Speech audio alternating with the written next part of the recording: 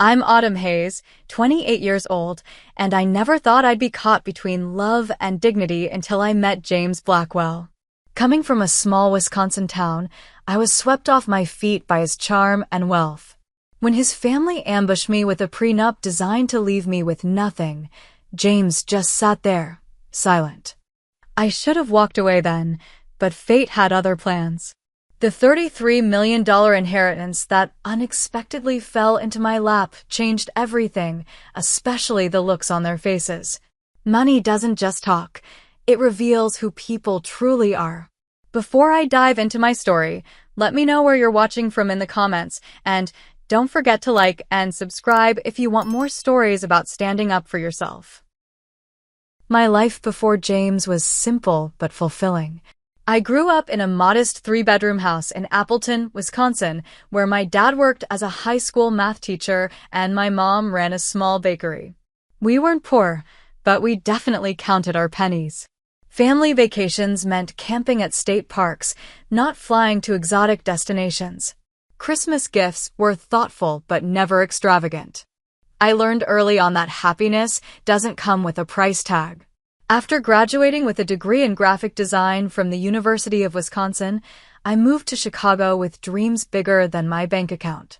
I landed a job at a mid-sized marketing agency where I was paid just enough to cover my rent and student loans, with a little left over for the occasional night out.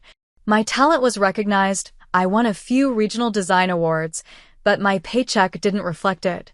Still, I love the creative freedom and the satisfaction of seeing my work displayed across the city. My path crossed with James Blackwell's on a rainy April evening at the Chicago Children's Hospital Charity Gala. I wasn't a guest.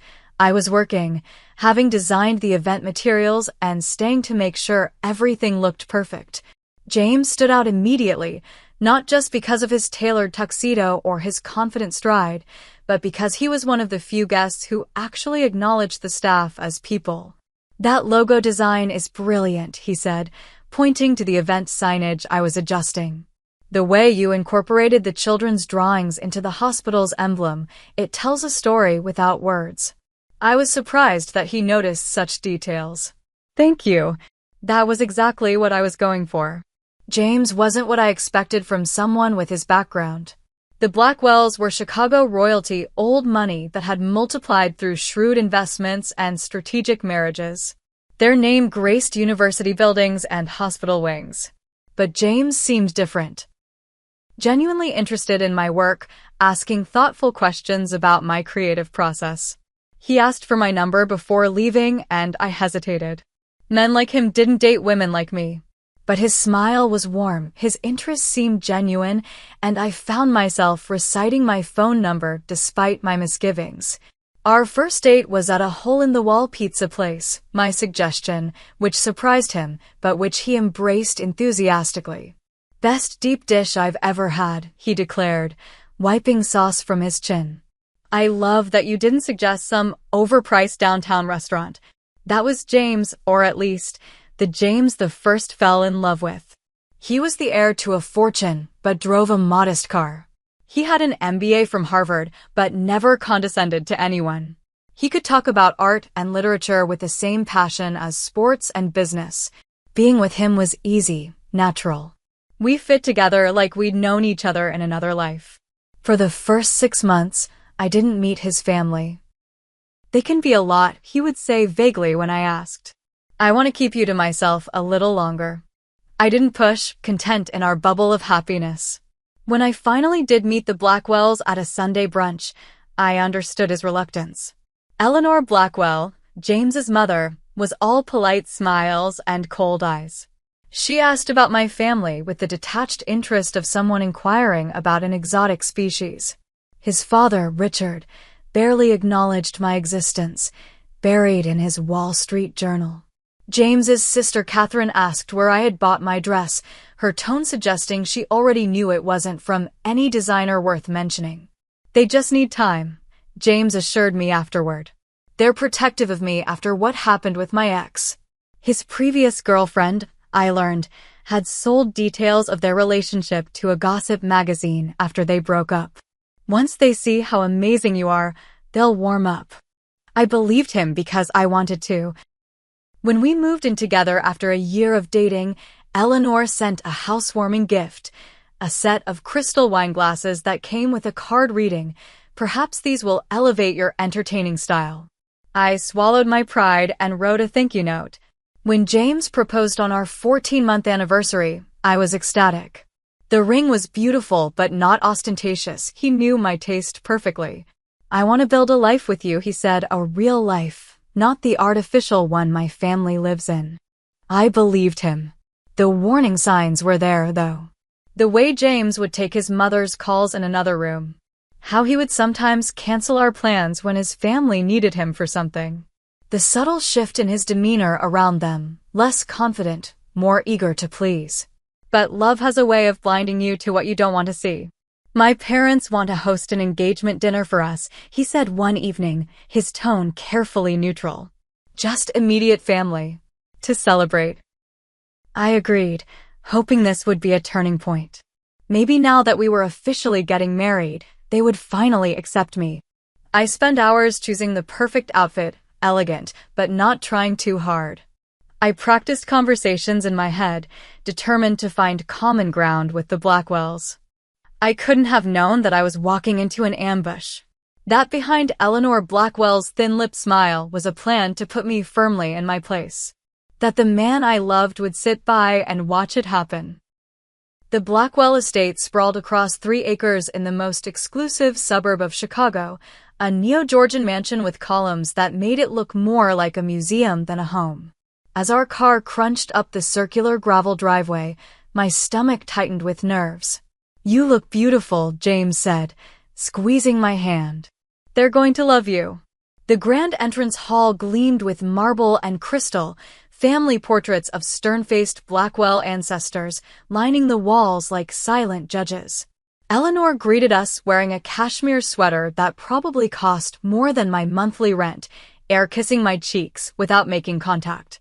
"Autumn, that dress is interesting," she said, her gaze flicking over my carefully chosen outfit. "So bold to wear such a bright color to a family dinner." Richard Blackwell briefly looked up from his phone to shake my hand, his grip firm but impersonal. James's brother Michael smirked as he offered me a glass of champagne. "We're celebrating, after all," he said with a wink that made me uneasy. Catherine arrived last, her husband Todd in tow. "Sorry we're late," she announced without sounding sorry at all. "We were at the Prestons' yacht launch." She looked at me. "Do you know the Prestons?" "No, I suppose you wouldn't." Throughout the appetizer course, tiny portions of something unpronounceable that tasted like the ocean, conversation flowed around me rather than including me. They discussed people I didn't know, events I hadn't attended, private jokes I couldn't possibly understand. When I tried to contribute, mentioning a design project I was excited about, Eleanor cut me off. "Speaking of business," she said, "James tells us you've never asked about his trust fund." "That's refreshing." The main course wasn't any better. Michael interrogated me about my family's financial situation, disguising it as polite interest. "And your parents never invested in property? Not even a vacation home?" he asked, feigning confusion when I explained that my parents had worked hard just to pay off their modest house. "Not everyone has the same opportunities, Michael," James said, but his tone was light, almost apologetic, as if my background was something to be excused. By dessert, a delicate lemon souffle that I was too anxious to enjoy, I was mentally counting the minutes until we could leave. That's when Eleanor set down her spoon and nodded to Richard, who reached into a drawer in the sideboard and pulled out a thick folder. "Before we get too carried away with wedding plans," Eleanor said, her voice as smooth as the silk scarf draped around her neck, "there's a bit of business to attend to." The folder slid across the polished mahogany table toward me. The word prenuptial stared up at me in bold, official type. "Our family attorney has drawn this up," Richard explained, sounding bored. "Standard procedure for a Blackwell marriage. Nothing personal." But it was personal. Painfully, humiliatingly personal. I glanced at James, waiting for his surprise, his objection. There was none. His eyes were fixed on his empty dessert plate, his jaw tight. He'd known. He'd brought me here knowing this would happen. Eleanor's smile was thin as a paper cut. It's quite straightforward, dear. Just making sure you leave with nothing more than you came with if things don't work out. Her eyes glittered. Not that we're expecting that, of course. With shaking hands, I opened the folder. The legal jargon swam before my eyes, but certain phrases stood out with terrible clarity. Waives all rights, no claim to any assets, no spousal support. It was worse than a prenup. It was a complete surrender of any financial security in the event of a divorce. I think I should have a lawyer look at this, I managed to say, my voice barely audible. Catherine laughed, a tinkling sound like breaking glass. It's not negotiable, Autumn. It's the same agreement I signed, and Michael's wife, and every Blackwell spouse for generations. Family tradition. Of course, if you truly love James for himself, this shouldn't be a problem, Michael added, his voice dripping with false concern. I looked at James again, silently pleading for him to say something, anything. To tell his family this wasn't right. To stand up for me, for us. He finally met my eyes, and I saw conflict there, but also resignation. It's just a formality, Autumn, he said softly. It doesn't change anything between us. But it changed everything. I wanted to scream, to throw the prenup back in their smug faces, to tell them what I thought of their family tradition. Instead, I quietly closed the folder. I'll need some time to think about this, I said, summoning every ounce of dignity I possessed. Eleanor's smile didn't reach her eyes. Of course, dear. But we will need it signed before any wedding preparations can begin. The Blackwell name comes with certain responsibilities. The drive home was thick with tension. As soon as we were inside our apartment, the dam broke. You knew, I accused James, tears finally spilling. You knew they were going to ambush me like that, and you didn't warn me. I tried to talk them out of it, he defended weakly. But this is how it's always done in my family. It doesn't mean anything. Doesn't mean anything? Your mother basically called me a gold digger to my face. And you just sat there. What was I supposed to do, Autumn? They're my family. And what am I, James? What am I to you if you won't even stand up for me? He ran his hands through his hair in frustration. You're the woman I love, the woman I want to marry. But you have to understand, the Blackwell fortune goes back generations. They're just protecting what's theirs. I've never asked for their money, I said quietly. I've never wanted it. I know that, he insisted. And once we're married, it won't matter. We'll be happy together, with or without their approval. But as I stared at the man I thought I knew, I wasn't so sure anymore. The James the First fell in love with wouldn't have let his family treat me like that. The James the First thought I was marrying would have stood by my side, not left me to face their contempt alone. For the first time since we'd met, I wondered if I really knew him at all. The prenup folder sat, untouched on our kitchen counter for 3 days. 3 days of stilted conversations and avoiding the elephant in the room. 3 days of me wondering if love was enough when respect seemed to be missing. I finally called my best friend Rebecca for coffee. We'd been friends since college, and she knew me better than anyone. The moment she saw my face at our favorite cafe, her smile dropped.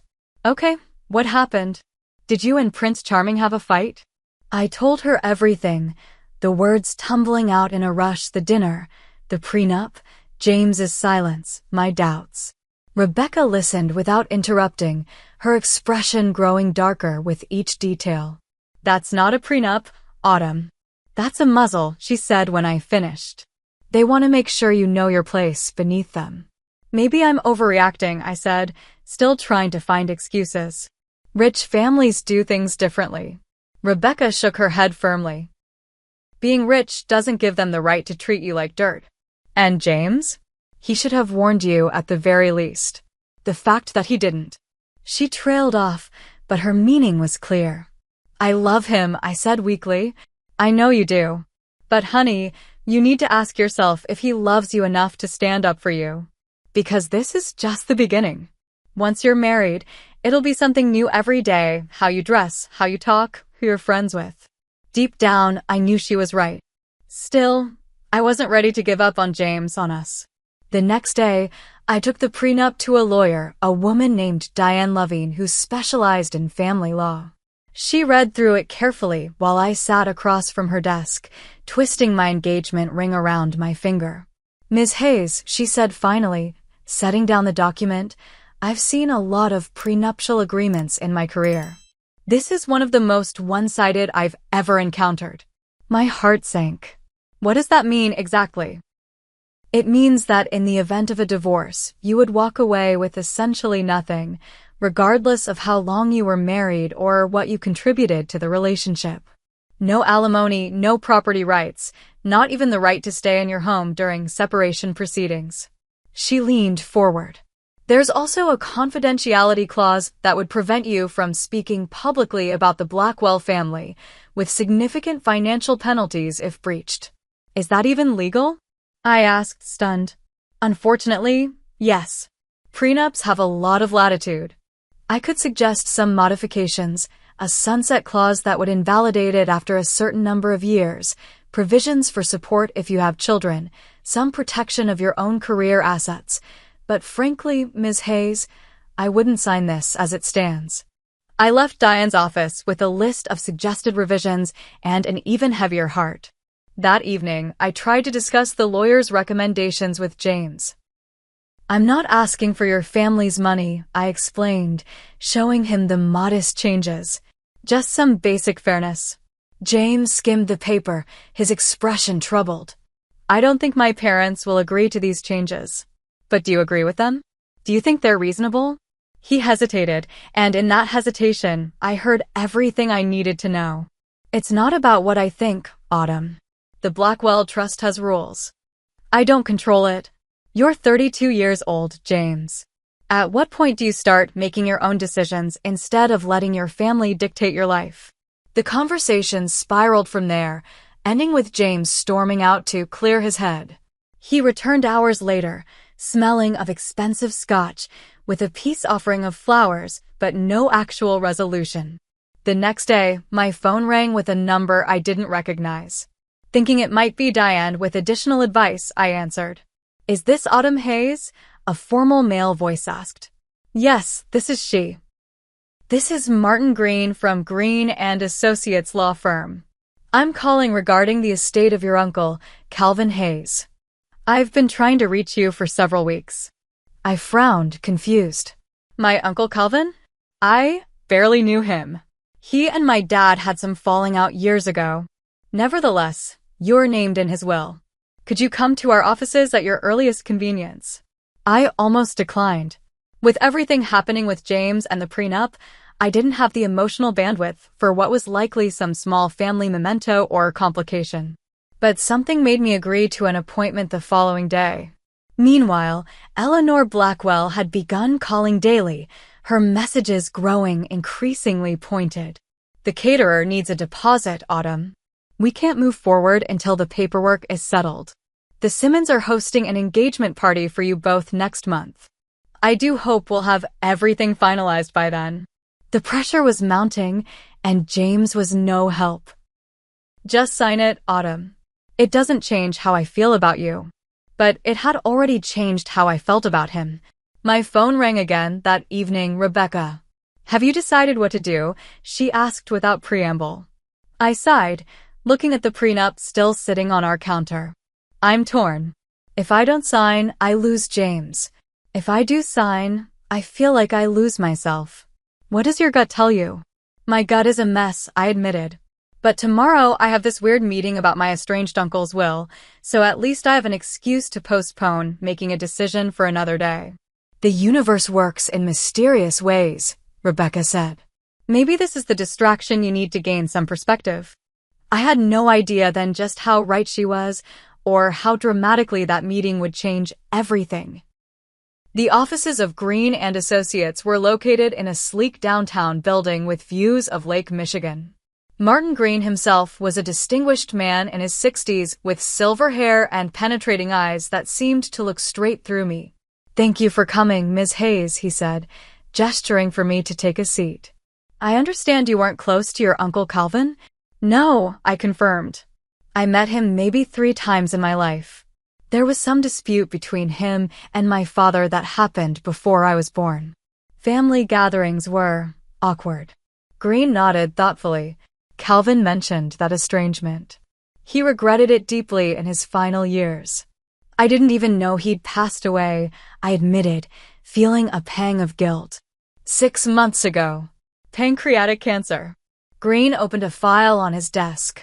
Your uncle was a very private man, which is perhaps why you weren't aware of his success. After leaving Wisconsin, he settled in Silicon Valley and founded a company that developed specialized microprocessors. He held several patents that became essential to modern smartphone technology. I blinked, trying to reconcile this information with my vague memories of a quiet man who brought me model airplane kits at Christmas. The company was sold to a tech giant 5 years ago, and your uncle invested the proceeds wisely. Green adjusted his glasses. Ms. Hayes, I'll be direct. Calvin Hayes left the bulk of his estate to you. To me? But why not my father, his brother? According to Calvin, he and your father had discussed it. Your father declined any inheritance, saying their past couldn't be erased with money. But Calvin was adamant about keeping his fortune in the family, and you were his only other blood relative. I sat there, stunned. How much are we talking about? Green's expression remained professional, but I caught a flicker of what might have been amusement. After taxes and various bequests to charitable organizations, the amount transferred to you is approximately $33 million. The room seemed to spin. $33 million? Yes. The funds are currently held in a mixture of investment accounts, which I'm happy to review with you. There's also a property in California and a small collection of art. I couldn't process it. Just days ago, I had been agonizing over a prenup designed to ensure I'd never get my hands on Blackwell money, and now I was rich, independently, unquestionably wealthy. This can't be real, I whispered. Green smiled slightly. I assure you, Ms. Hayes, it's very real. We've prepared a complete portfolio for you to review, and I've taken the liberty of assembling a list of reputable financial advisors who specialize in sudden wealth management. The next few hours passed in a blur of documents, signatures, and explanations that barely penetrated my shock. By the time I left Green's office, I had a folder full of paperwork confirming my new status as a multimillionaire and appointments scheduled with a financial advisor and an accountant.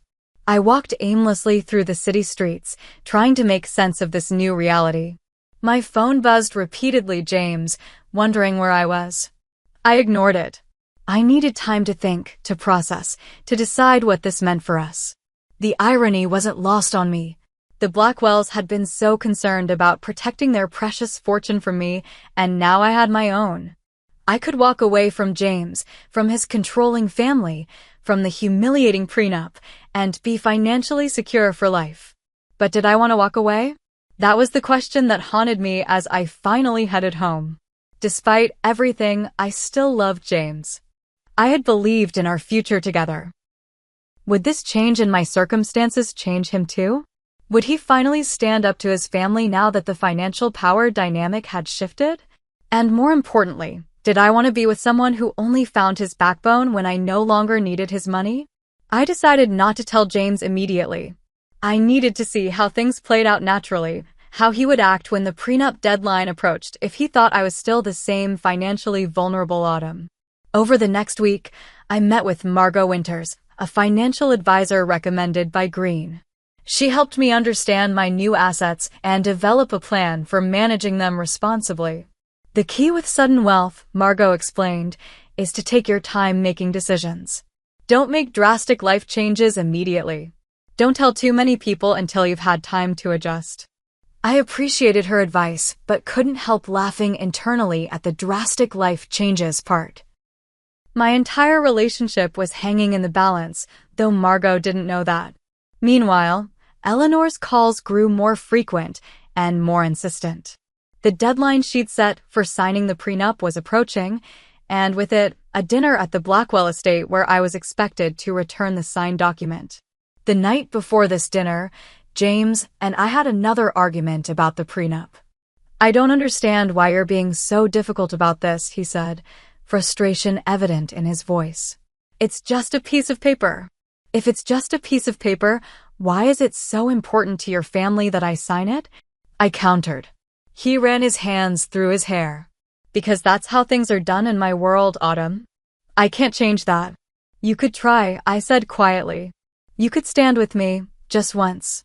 His silence was answer enough. As I lay awake that night, James sleeping soundly beside me, I made my decision. I would go to the dinner tomorrow. I would face the Blackwells one last time. And I would finally show them, and James, exactly who Autumn Hayes really was. The following evening, I dressed with particular care for the dinner at the Blackwell estate. I chose a sleek black dress that I'd bought during a lunch break that day, my first purchase since learning about my inheritance. It wasn't ostentatious, but its quality was evident in the way it draped perfectly, in the fine fabric that felt like water against my skin. "You look different," James commented as we drove to his parents' house. "Did you do something with your hair?" I smiled. "No, I just feel different." He reached over to squeeze my hand. "I'm glad you're coming around. Once this prenup business is over, we can focus on happier things. My mother's already talking about booking the Lakeside Club for the reception." I didn't bother telling him that Eleanor had called me directly 3 times that week to discuss wedding details, operating under the assumption that I would sign her precious document. James lived in his own reality, and tonight that reality was about to collide with mine. The Blackwells were all assembled when we arrived, the scene eerily similar to the previous ambush dinner. Eleanor, perfect in pearls and cashmere. Richard, stern and distracted. Michael and Catherine with their respective spouses, all looking at me with barely concealed disdain. "Autumn, dear," Eleanor greeted me, her eyes immediately dropping to my left hand where the engagement ring glittered. "That dress is quite understated." "Thank you, Eleanor," I replied with newfound confidence. "I've come to appreciate the value of simplicity." Dinner proceeded much as before, with conversation that excluded me and subtle barbs about my background, my career, my clothes. But this time, they didn't land. I smiled through it all, no longer desperate for their approval or wounded by their rejection. When the dessert plates were cleared, Eleanor nodded to Richard, who produced a familiar folder. "I believe we have some business to conclude," she said, her voice honey-sweet but her eyes hard as flint. "I trust you've had enough time to review the agreement?" All eyes turned to me. James shifted uncomfortably in his seat. "I have," I said calmly, taking a sip of water. "And I've decided not to sign it."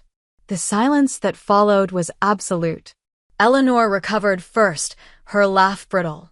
"Don't be absurd, Autumn. Of course you'll sign it. All Blackwell spouses do." "I won't be a Blackwell spouse," I clarified, "if signing the document is a condition of marrying James." Catherine scoffed. "So, it is about the money." "No," I said, looking directly at her. "It's about respect. It's about entering a marriage as equals. It's about not being treated like a potential thief rather than a future family member." James finally spoke up, his voice strained. "Autumn, please. We've discussed this. It's not personal." "That's where you're wrong, James," I said, turning to him. "It is personal. It's very personal when your family orchestrates an ambush to make me feel small, and you let them. It's personal when the prenup is so one-sided that a lawyer called it one of the worst she'd ever seen. It's personal when your mother calls me daily to pressure me, and you do nothing." Eleanor's face had gone rigid with anger. "James, control your fiancé." "He can't," I said before James could respond. "Because I'm not a possession to be controlled. I'm a person with dignity and self-respect." I removed the engagement ring and placed it gently on the table. "I won't be joining your family under these terms." James stared at the ring, then at me, shock written across his features. "You're breaking up with me? Over a prenup?" "No, James. I'm breaking up with you because when given the choice between standing up for me and pleasing your family, you consistently choose them. I deserve better than that. I stood to leave, but Eleanor's cold voice stopped me. I knew it, she hissed. I told James you were just like all the others. Gold diggers who see nothing but the Blackwell fortune. At that, I couldn't help but laugh. A genuine, full-throated laugh that seemed to startle everyone at the table. Mrs. Blackwell, I said when I'd composed myself, contrary to what you might believe, not everyone is obsessed with your family's money. I certainly never was. Easy to say when you're walking away empty-handed, Michael sneered. I picked up my purse, a calm settling over me. I'm not walking away empty-handed. I'm walking away with my self-respect intact. And, as it happens, with my own fortune. The atmosphere in the room shifted subtly. What do you mean? James asked, confusion evident in his voice. I hadn't planned to reveal my inheritance this way, but facing their contempt, I couldn't resist. My estranged uncle passed away 6 months ago. I just found out last week that he left me his estate. $33 million to be exact. So you see, I don't need the Blackwell money. I never did. The shock on their faces was priceless. Eleanor's mouth opened and closed without sound. Richard straightened in his chair, suddenly paying attention. Catherine and Michael exchanged glances of disbelief. James stood abruptly. Autumn, why didn't you tell me? Would it have changed anything? I asked genuinely. Would you have stood up to your family about the prenup if you knew I had money of my own? Because if so, that's even worse, James. It means you only respect people who have wealth. He had no answer. Eleanor, ever the strategist, quickly recovered. Well, this changes things considerably. Perhaps we've been hasty. The prenup could certainly be renegotiated to be more equitable. There's nothing to renegotiate, Mrs. Blackwell, I said firmly. I'm not marrying James.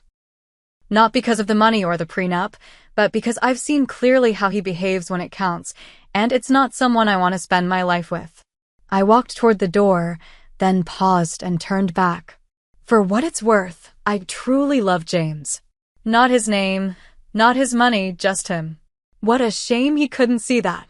The silence that followed me out the door was the sweetest sound I'd heard in months. The weeks following my dramatic exit from the Blackwell estate were a whirlwind of change. I moved out of the apartment I'd shared with James while he was on a business trip, leaving my key and a note explaining that I thought a clean break was best. He called repeatedly, his messages evolving from confused to angry to pleading, but I held firm in my decision. I rented a furnished apartment in a secure building downtown, nothing flashy, but comfortable and distinctly mine. Following Margot's advice, I didn't immediately make any major purchases or life changes. The reality of my wealth was still sinking in, and I wanted to be thoughtful about how I used it. 3 weeks after our breakup, James showed up at my office, a bouquet of lilies in hand, my favorite flowers at least. Can we talk? He asked, his expression contrite. Privately.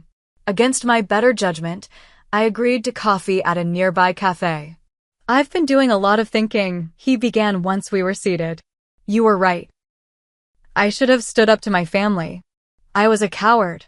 Yes, you were, I agreed, seeing no point in softening the truth. He winced, but continued. I've told them that I'm making my own decisions from now on. That if they want me in their lives, they need to respect the people I care about. He reached for my hand across the table. I care about you, Autumn. I love you. Can we start over? No prenup, no family interference.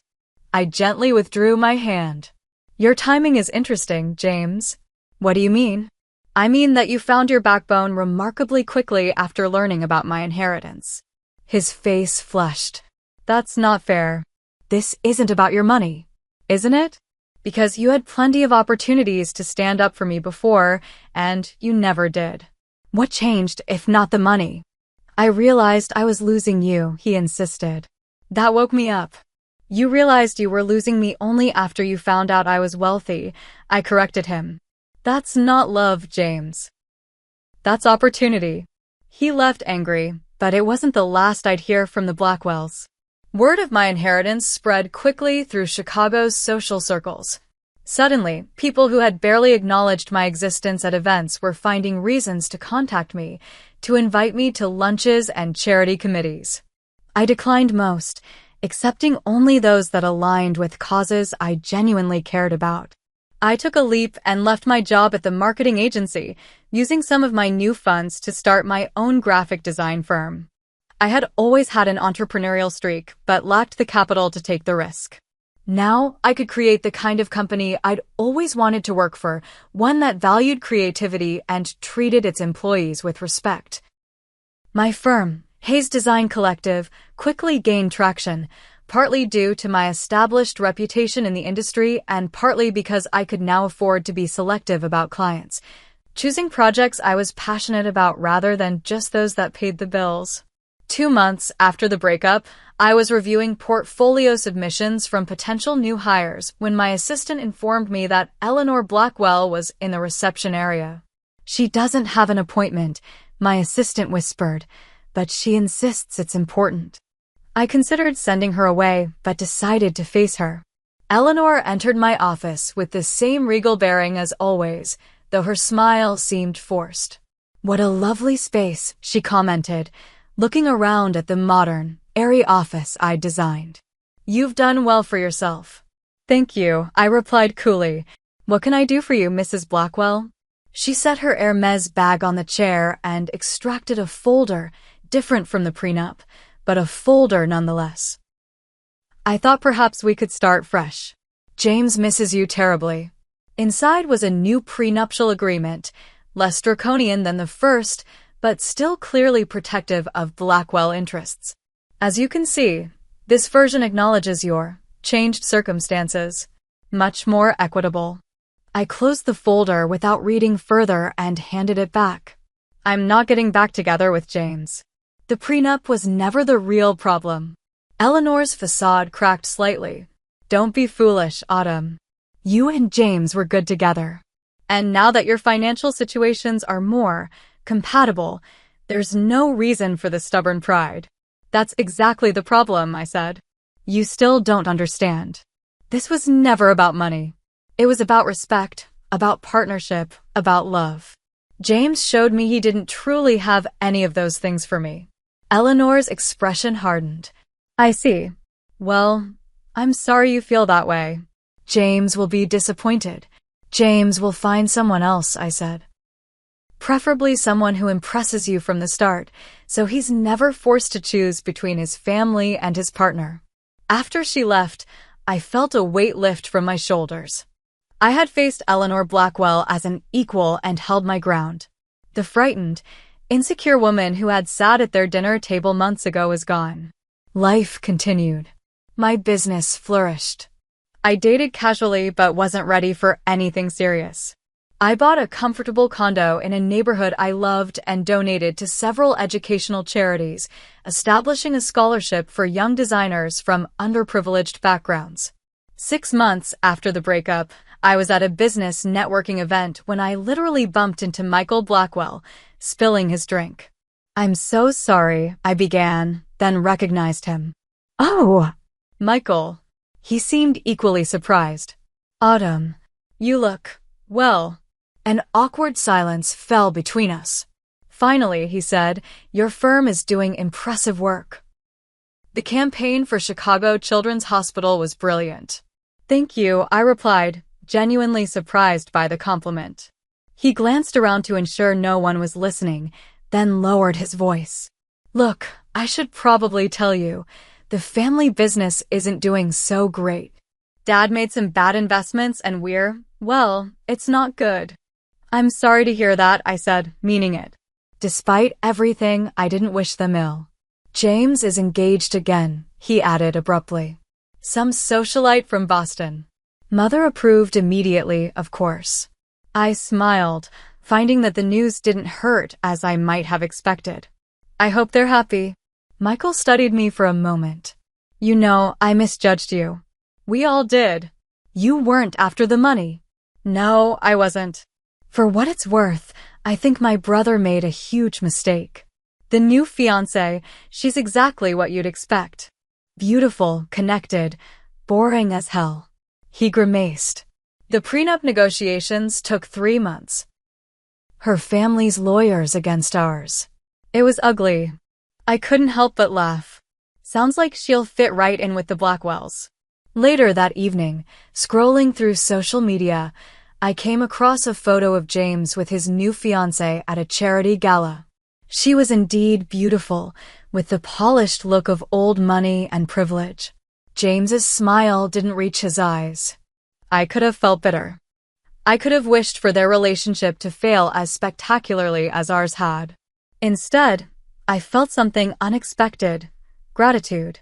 If not for the Blackwells' prenup and James's weakness, I might have married into that family. I might have spent years trying to win their approval, dimming my own light to fit into their world. Instead, I was building something of my own, something meaningful, something that reflected my values rather than someone else's expectations. That, I realized, was the sweetest revenge of all. 1 year after walking away from the Blackwells, I barely recognized my life, in the best possible way. Hayes Design Collective had grown to a team of 15 talented designers, with a portfolio of clients that included major nonprofits and forward-thinking startups. I'd found a balance between leading the company and maintaining my own creative work, something I'd feared might be impossible. My relationship with money had evolved too. The initial shock of wealth had given way to a thoughtful approach to financial management. I lived comfortably but not extravagantly, focusing on experiences rather than possessions. The freedom to make choices without financial pressure was a gift I never took for granted. "You've got that look again," Rebecca observed over brunch one Sunday. "That I can't believe this is my life look." I laughed. "Is it that obvious?" "Only to someone who's known you since you survived on ramen noodles in college." She sipped her mimosa. "You deserve all this, you know. You didn't just get lucky with an inheritance. You built something amazing with it." "I got lucky in one way," I countered. "The prenup disaster happened before I married James, not after." Rebecca raised her glass. "To dodged bullets and the wisdom to recognize them." My personal life had healed more slowly than my professional one. For months after the breakup, I'd avoided dating entirely, focusing instead on rebuilding my sense of self. When I finally did begin seeing someone, a writer named Ethan whom I met at a gallery opening, I proceeded with caution. Ethan was different from James in every way that mattered. He listened when I spoke. He was proud of my success rather than threatened by it.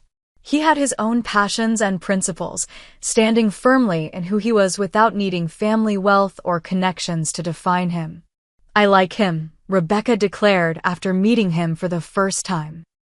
"He looks at you like you're fascinating, not like you're an accessory." 6 months into our relationship, Ethan and I were having dinner at my place when he brought up a subject we'd danced around. "So," he said casually, serving himself more pasta, "I know about your ex. The Blackwell heir." I tensed slightly. "What about him?" "Nothing specific. Just that he exists and things ended badly." He twirled pasta around his fork. "I figured you'd tell me more when you were ready. Or not. It's your story to share." The simplicity of his approach, the respect for my boundaries without pressing or demanding, told me everything about why this relationship felt so different. His family wanted me to sign a prenup that would have left me with nothing if we divorced, I explained. When I hesitated, they treated me like I was after their money. James didn't defend me. Ethan nodded thoughtfully. "That must have been humiliating." "It was. And then, ironically, I inherited millions right afterward." He laughed. "The universe has quite a sense of humor." "You don't seem surprised about the inheritance part," I observed. "I Googled you before our first date," he admitted with a sheepish grin. "Standard procedure. Your firm's success is pretty public knowledge, and there were a few articles that mentioned your sudden wealth transformation. I figured if it was important for me to know the details, you'd share them." His honesty was refreshing. No games, no hidden agendas. "Does it bother you?" I asked. The money. Ethan considered this. It's not the money itself. It's more. I want to contribute equally to our relationship, and there's a financial imbalance that's just a fact. Equality isn't always about dollars, I said. It's about effort, support, respect. Those are the areas where James and I were truly unequal, not our bank accounts. He reached across the table to take my hand. That makes sense. And for the record, I'm perfectly happy to be the arm candy in this relationship. I laughed, grateful for his ability to lighten the moment without dismissing the seriousness of the conversation. The scholarship program I'd established for young designers was thriving, providing education and mentorship to talented students who might otherwise never have access to the industry. Working with these students reminded me of my own early passion for design before complications of wealth and status had entered the picture. During a portfolio review session with the scholarship recipients, one student asked me about my business philosophy. Success isn't just about talent or money, I told them. It's about knowing your worth and not compromising your values even when it would be easier to do so. As I said the words, I realized how much my experience with the Blackwells had shaped this perspective. Sometimes the most painful lessons are the most valuable. In October, I was invited to speak at a design conference held at the very same hotel where the fateful charity gala with James had taken place years earlier. The symmetry wasn't lost on me as I stood at the podium, sharing insights from my career journey with a room full of industry professionals. Scanning the audience during the Q&A session, I froze momentarily when I spotted Eleanor Blackwell in the back row. Our eyes met briefly before I composed myself and continued answering questions. Afterward, as attendees mingled during the reception, she approached me. "Congratulations on your success," Eleanor said, her tone carefully neutral. "Your speech was quite inspiring." "Thank you," I replied, equally measured. "I'm surprised to see you here. I'm on the board of the Arts Foundation that co-sponsors the conference." She glanced around at the people nearby, many of whom were watching our interaction with poorly disguised curiosity. "You've made quite a name for yourself." There was something different about her, a slight diminishment of the imperious bearing I remembered. Michael's comment about the family's financial troubles came to mind. "Life takes unexpected turns," I said simply. Eleanor nodded, a flash of what might have been regret crossing her features. "Indeed it does." She hesitated, then added, "James's engagement ended, by the way, 3 months ago." "I'm sorry to hear that." "Are you?" she asked, studying my face. "Yes," I said truthfully. "I don't wish unhappiness on anyone, not even the Blackwells." She seemed surprised by my answer. "Well, that's very gracious of you." "It's not about grace, Eleanor. It's about perspective. Some things matter more than pride or revenge or being right." As she walked away, I realized I felt no satisfaction in the Blackwells' struggles, no vindication in James's failed engagement. The anger and hurt that had once consumed me had faded, replaced by something more valuable, wisdom. Later that evening, I sat on my balcony with Ethan, watching the city lights shimmer against the night sky. "I saw you talking to an elegant older woman at the reception," he remarked. "She seemed important." That was Eleanor Blackwell, James's mother. His eyebrows shot up. "Wow, how was that?" I considered the question. "Surprisingly peaceful." I realized I've truly moved on. "Because you're over James?" "Because I'm over needing anyone's approval but my own." I leaned my head against his shoulder. "Money doesn't change who you are, it just amplifies it." The Blackwells' wealth made them more entitled, more protective of their status. My inheritance gave me freedom to be more authentically myself. Ethan kissed the top of my head. "For what it's worth, I like who you authentically are." "Very much." As we sat there together, I thought about the journey of the past 2 years, from the humiliation of that prenup dinner to the confidence I now carried with me every day. The path hadn't been easy, but it had led me exactly where I needed to be. The true value of my inheritance wasn't the millions in my bank account. It was the knowledge that my worth wasn't determined by anyone else's assessment, not James's, not Eleanor's, not society's. That understanding was something no prenup could take away and no amount of money could buy. Have you ever had to choose between a relationship and your self-respect? What did you decide, and how did it change your life? Share your story in the comments below. And if this resonated with you, please like, subscribe, and share with someone who might need to hear that walking away can sometimes be the first step towards something better. Thank you for listening to my journey, and remember, knowing your worth is the greatest wealth of all.